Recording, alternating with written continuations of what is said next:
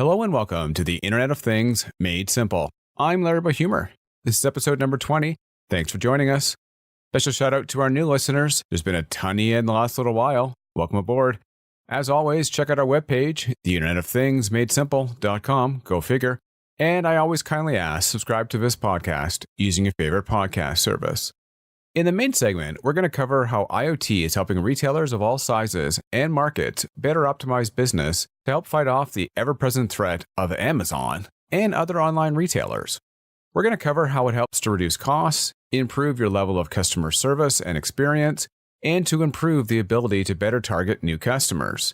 But to get started, we're going to talk about fast food and how one company you might just have heard of is using technology to change how everything is done.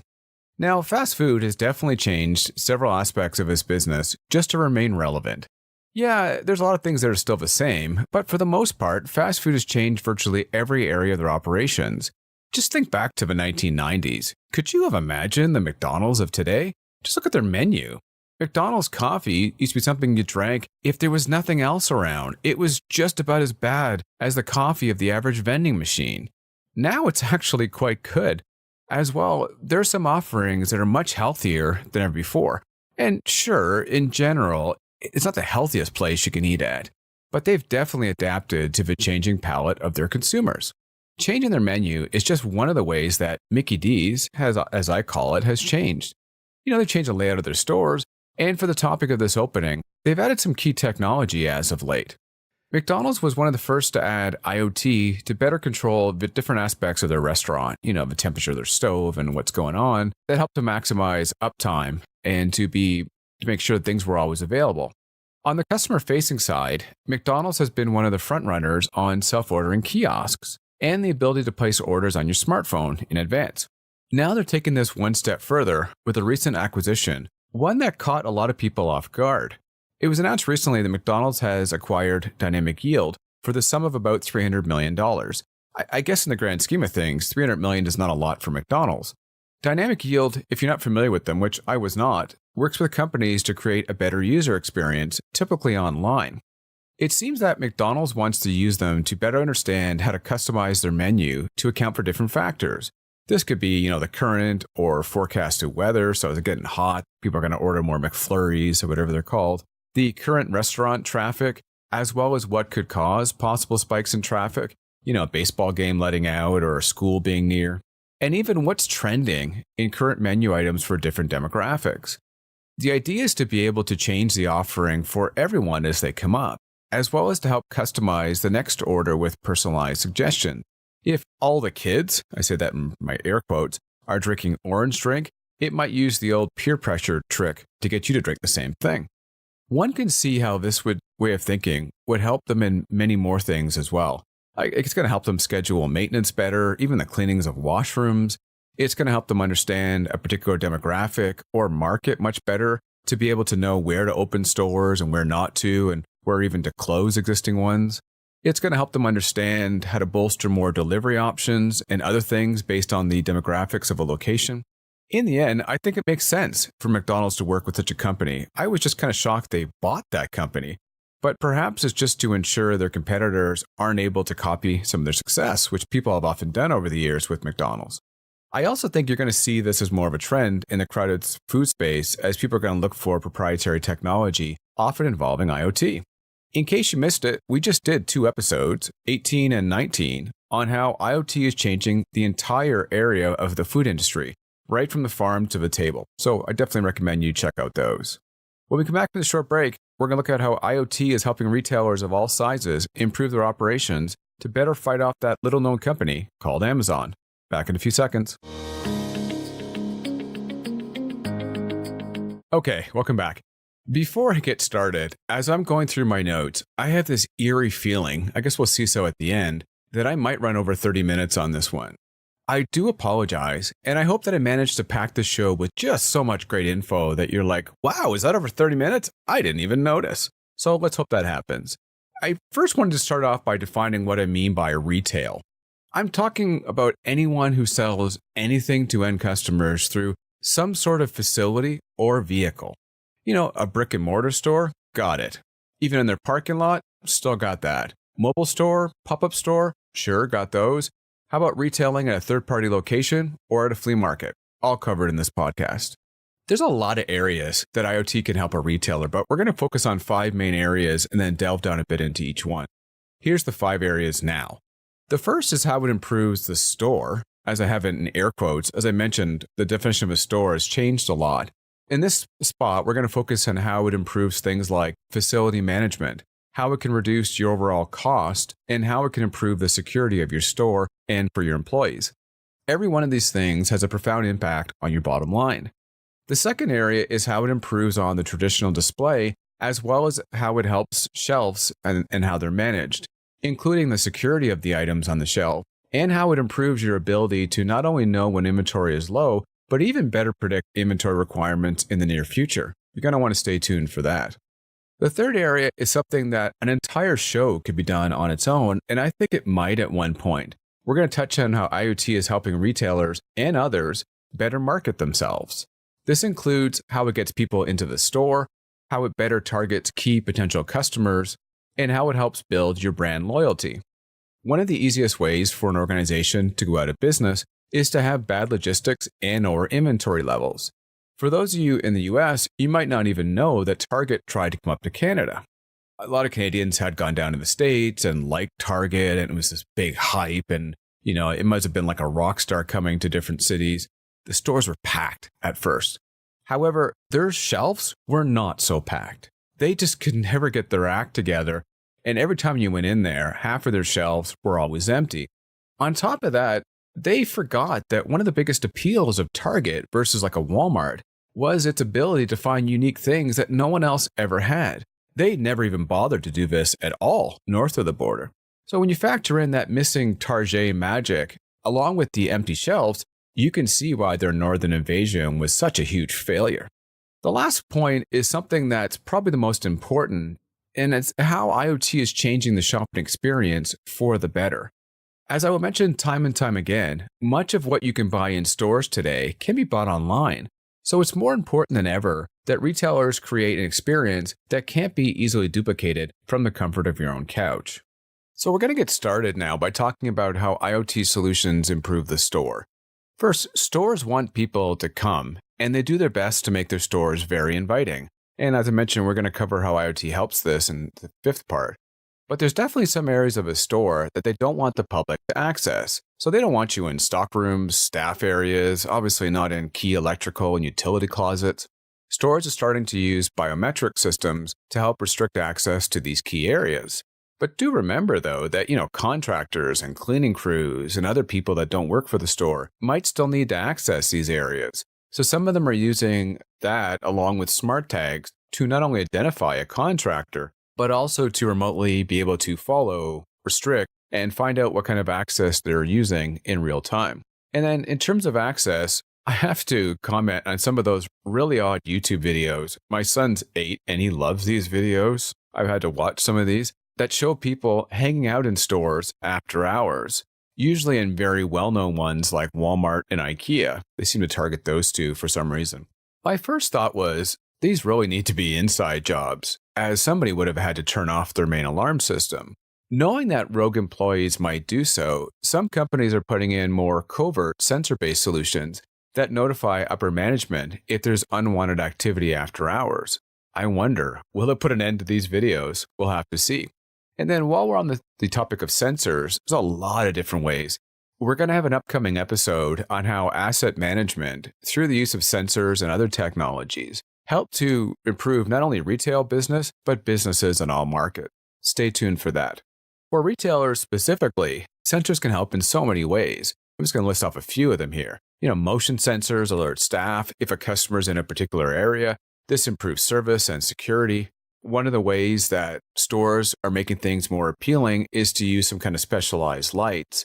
I mean, how many of us have said, that looked great on me in the store, and then get it home and it looks horrible? This only works, though, if their lights are all working and that brightness and/or hue, whatever they're monitoring, is at that ideal level. Different light sensors can let you know when things make you look fabulous and when they do not. Keeping key areas at the ideal temperature and humidity can help so many different places in the store. They can help your customers stay comfortable, They can prevent your inventory from spoiling or warping depending on what's going on, and they can ensure a safe work environment for your team. Rodents like to stay warm in the winter, and obviously they want to find places with food, both of which can be possible at many retail locations. Motion sensors are often used to keep track of these unwanted visitors. We've all heard doors that beep when they're open, but what if you're not within earshot to hear it? How about getting a text or an alert when a key door is open? Or on the flip side, be notified if it was not open by a particular time, which may indicate your cleaning crew did not arrive, or your early morning team member failed to open the store on time.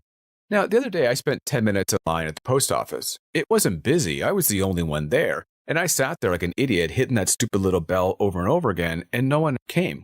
It seems the employee was in the back room and couldn't hear the bell. Using IoT-based push-button solutions can alert your staff to prevent this and have the person sit there like an idiot. They can also be used for two other purposes. They can be covertly used to warn in the case of a panic, and they can be used to alert the presence of a delivery guy out back. The next areas involve tracking key assets around the store. Now, I worked in retail a long time ago, and in case you're wondering how long ago it was, we use that ever-present pricing gun all the time. You don't see a lot of those nowadays. You set the price of the desired amount, and you hit the little trigger, and the little price tag popped out, and you just kind of stuck it to the thing. After a while, it was insane how fast you could price, a skid of cans or something. Except for, in some retailers, the price gun has gone mostly the way of the VHS tape, but the idea of keeping track of key assets in a store has not. So you can replace the price gun with, for instance, keys, tablets, and other devices that your staff might use. In terms of larger equipment, IoT solutions can help there too. Before doing some research, I didn't really know about all the different kinds of big equipment and large machinery that's used in most retailers. Think of like a printing machine at Kinko's, compressors and pumps, HVAC systems, stoves, fridges, coffee makers, floor cleaning machines. I think you get the point. You can now know where these things are, you can know how many hours they've operated for, and you can know if they're due for key maintenance. As mentioned on a couple of occasions, the definition of store has changed. One of the issues with many of these mobile and temporary locations is that you still have to maintain the same level of corporate and IT security and customer service when away from your location. IoT and other high-speed cellular solutions are helping with this. So cash registers, inventory systems, and all these different things are now done on tablets that are cellular enabled. This ensures that your IT team can still keep the same level of security that's required, but they'll be set up in minutes, not hours. On to shelves and displays. Even in the age of, online advertising and social media and people not watching TV and all the new stuff, few things can draw attention to a store like a really great window display. It just makes you stop and take notice. And in this day and age of Instagram, I guess take pictures. Before I continue, what exactly is it with Instagram that people want to take pictures of everything? I've spoken about food before, but my 14-year-old son took pictures of new windows we were having put in. And not only did he take the pictures of it, all of his friends were commenting, "Great windows!" I'm thinking, when do 14-year-olds give a crap about windows? But anyways, today's displays, though, strive to have you do more than just take a look at them. They're all about encouraging a call to action by the consumer. And increasingly, they're about even giving a unique experience to each visitor, one that's often based on your demographics. As mentioned before about lighting, the first thing a great display needs to be is to be great all the time. A great display with a missing or badly aimed light all of a sudden loses a lot of its effectiveness. Sensors are used to make sure that lighting, temperature, and any other key variable are ideal. The next part of displays, which is a very common trend in this and other podcasts, is how IoT can reduce cost. Many displays, especially those used in places like food stores, might require a lot of power. Optimizing things like temperature to account for variables like incoming sunlight and perhaps the amount of people who may open a door helps to reduce cost and wear and tear on key engines, compressors, and other components. In some cases, a display's appearance might be based or enhanced by a certain level of inventory being present. Be notified of an unexpected reduction in inventory. A bit later, we're going to cover how AI solutions help you better predict the future inventory needs, amazingly. You're not going to want to miss that part. Many displays now incorporate technology like LCD screens, and they often have ever-changing videos and text and information.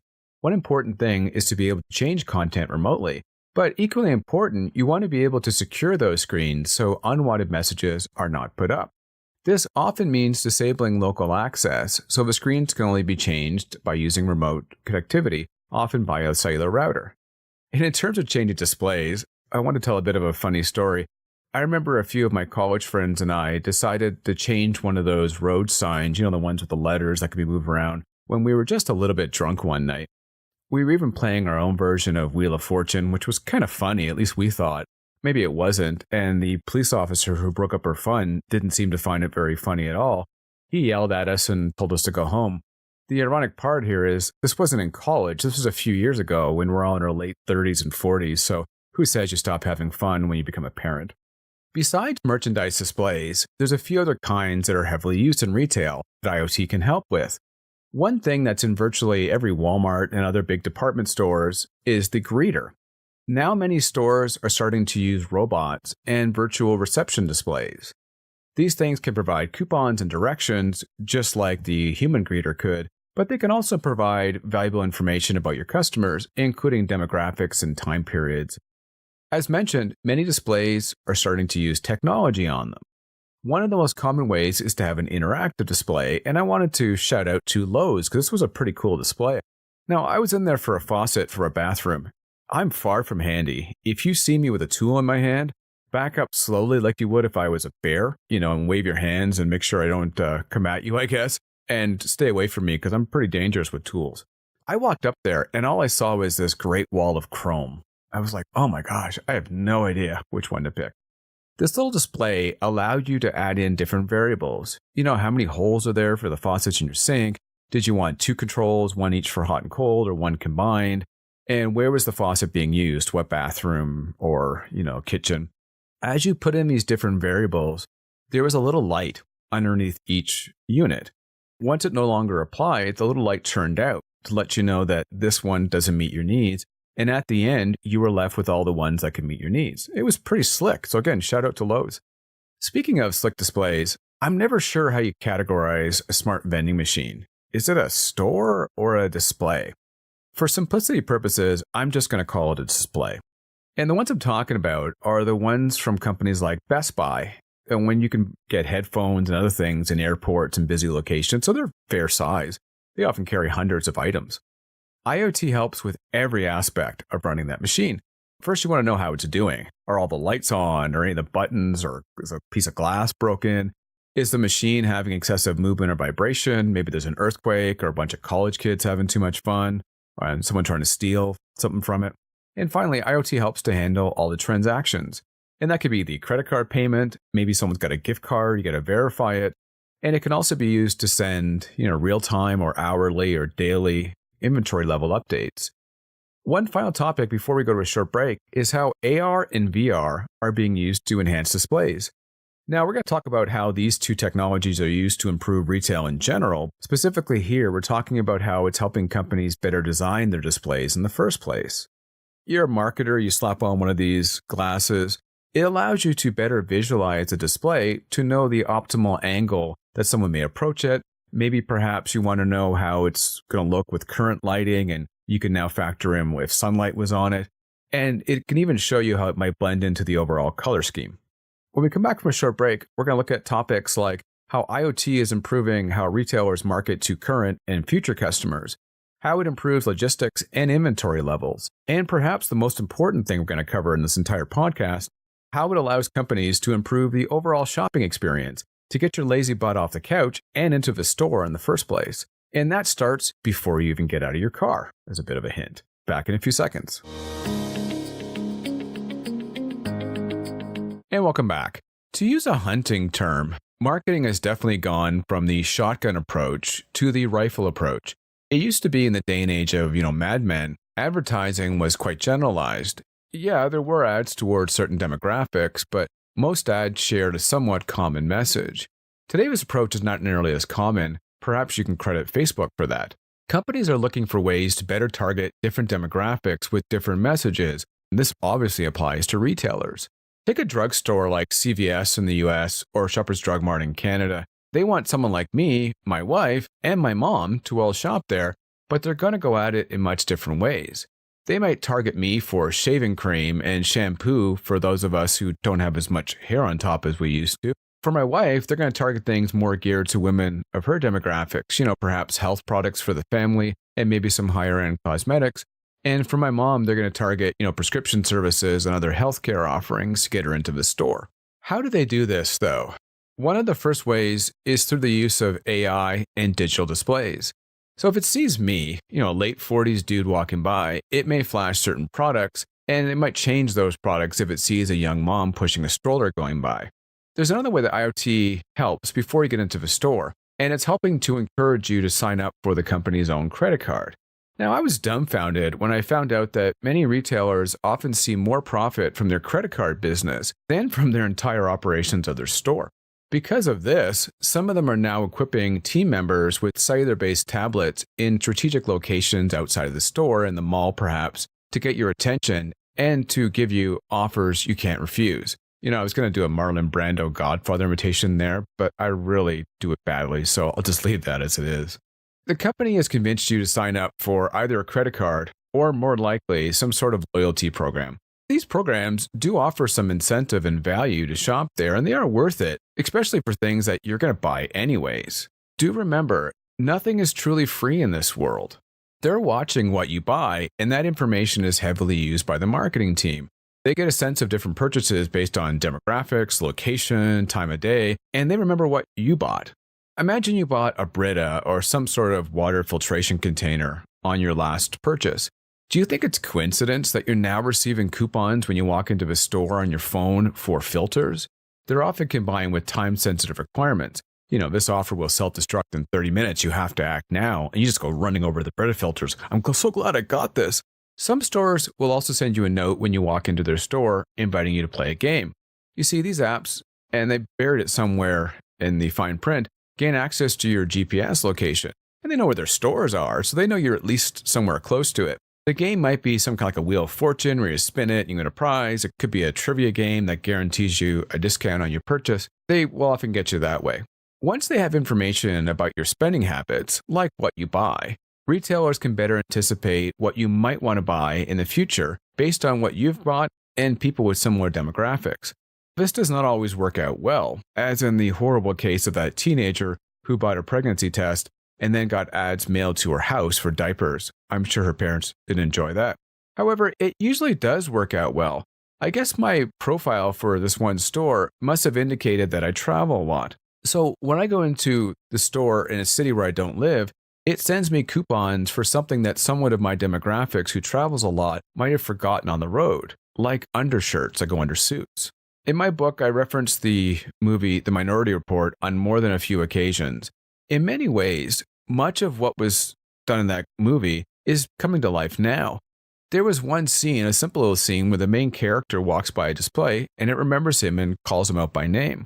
Smart displays do more than just that, because they can not only remember you, they can provide some great information to retailers and advertisers about who walked by a display. They can tell you how many people stopped, the length of time they stopped, and where they looked. They can break that down by age and by gender. Did you have kids with you? You name it. Do you ever get the feeling you're being watched in a store? Well, I'll tell you, you definitely are. Many different systems follow where you go in a store, and they provide information based on your demographics. So they know that men are more direct shoppers, while many women will spend more time wandering around the store, like my wife does.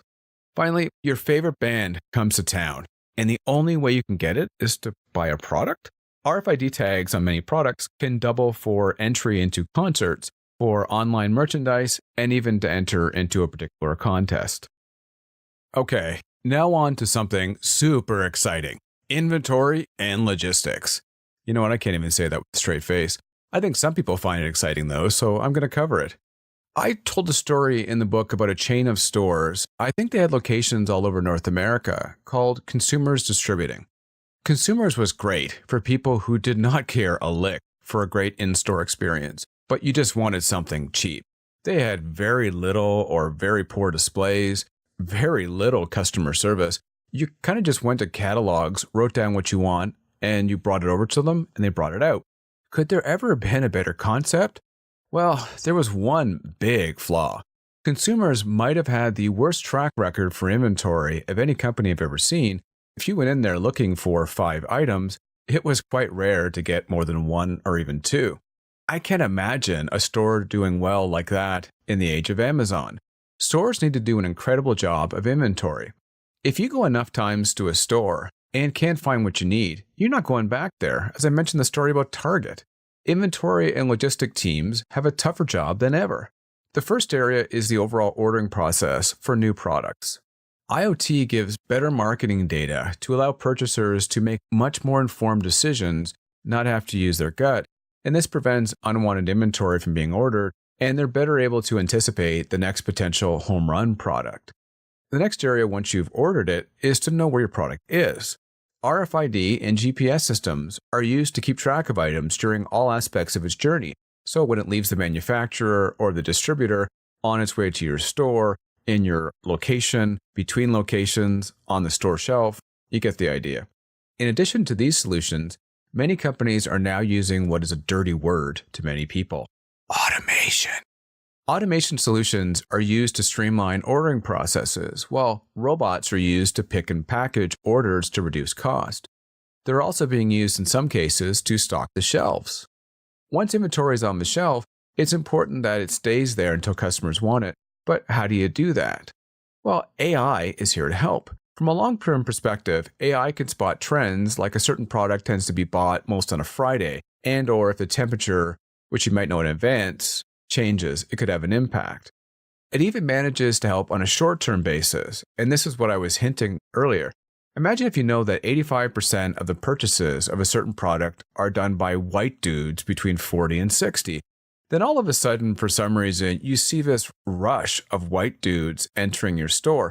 You can have an alert sent to a team member to say, go grab a few extra of those products and put them on the shelf, and this will better anticipate this little short-term rush. When we come back from a final short break, we're going to cover how IoT is changing the in-store experience. Like how it helps you pick the perfect skirt to go along with that blouse you might have bought 2 months ago. Back in a few seconds. While it can vary based on your taste and your age, there is almost for sure a store that gets you really excited to go in. You know, my 8-year-old son could pretty much challenge Usain Bolt in a 100-meter dash if it gets anywhere close to a Lego store. My oldest son has a super smile if you go into a Foot Locker that might have some cool Jordans. And my wife gets really excited going into a Victoria's Secrets location, as I do, I have to admit. The important part to remember about these stores is that for the most part, you could pretty much buy everything in their store online. So the stores need to do a good job to get you to drive to the mall, fight for a parking space, walk to the location, stand in line at the cash. Why would you do that unless you had some kind of unique experience? They start doing this before you even get out of your car. Smart parking solutions help show you if there's an open spot by changing the indicator above the spot to green. And that's not new. But what is kind of new is some stores are working with parking meters to offer free parking if you agree to come into their store. And some of them, even if you don't, just you meet the demographics they're looking for. The next way was something I worked on a few years ago, and it kind of still seems far-fetched when I think about it. Imagine it's a really hot day, and there's just no end in sight. You know, it's one of those fry an egg on the street kind of days.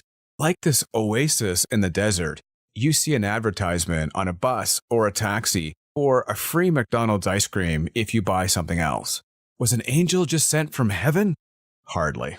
Using a combination of GPS location and temperature sensors, the overall system knew that that vehicle was now within a preset distance to the store, and it knows that if a temperature exceeds a certain mark, people are more likely to buy that product. Now you're in the store. While robotic readers are still relatively new in North America, they're commonplace in many parts of the world. As mentioned before, these cute little machines can direct you towards a section, offer coupons, even convince you to take short surveys. For the next part, I have to admit, I wasn't eavesdropping, but I overheard a very juicy conversation among several women who were in their 30s and 40s. No, not that. It wasn't Sex and the City, but it was rather interesting. They revealed that one thing that will keep them out of a store is the lack of cell phone coverage. Even in the day of free in-store Wi-Fi, they didn't want to miss the chance of missing a key phone call from a school or babysitter. Stores are now putting in cellular signal enhancement products to fix this. And it isn't just your phone that's being pampered. Some are starting to offer free charging services for your electric car. For this next part, I have to admit, I started dating my wife before the age of social media. We just had texting and stuff. Just even that was kind of new. I've never met up with a Tinder date, so I don't know the do's and don'ts of keeping safe. However, I have met up with someone who was selling something on Kijiji, and I know there's a concern that you want to be in a neutral place.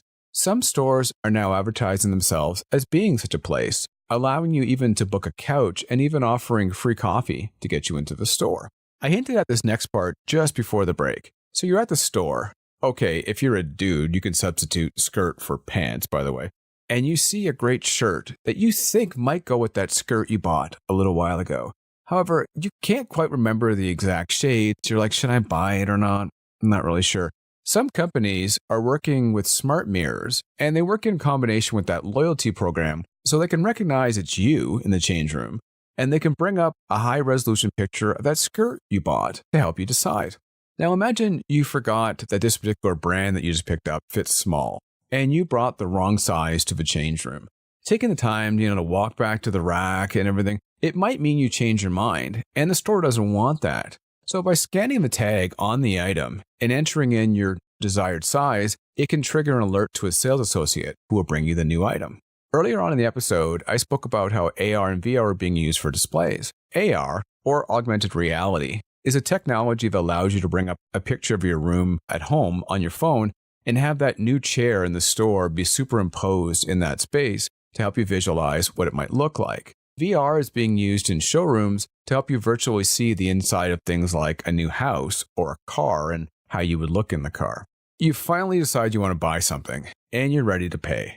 IoT has helped a number of inventions to help out with this process. Many stores have employees that carry smartphones or tablets that let you check out anywhere. The Apple Store does this. I'm sure a bunch of other ones do too. The next one is many of them, especially resorts and amusement parks, are allowing for those wristbands that you wear for all-day access to be used in combination with biometrics to help you charge things to your account, and they found people charge much more this way. However, why even stop at the cash at all? Stores like Amazon's new store are allowing you to have a pre-set up credit card in place that can charge all the items you have with you to that card without having to stop at the cash.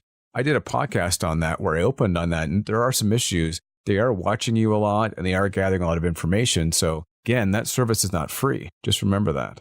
One great advantage to online shopping is that you rarely have any kind of issues with transactions failing to that company having an internet access problem. How many times have you walked into a store or went to buy something at a restaurant and saw a debit machine down? IoT routers and gateways allow for a backup connection to the internet for retailers, preventing this embarrassing situation from ever happening. As I mentioned, I did go over a little long here. I wanted to apologize for that. We had so much to cover. I thank you for sticking with us. As always, check out our Facebook page, The Internet of Things Made Simple, which has some great links to different things we've done, everything from ebooks to the book to podcasts to blogs. Take a look at it. If we're connected on LinkedIn, drop me a note and say hi. And if we're personally connected, drop me an email or text. Thanks again. I'm Larry Boy Humor.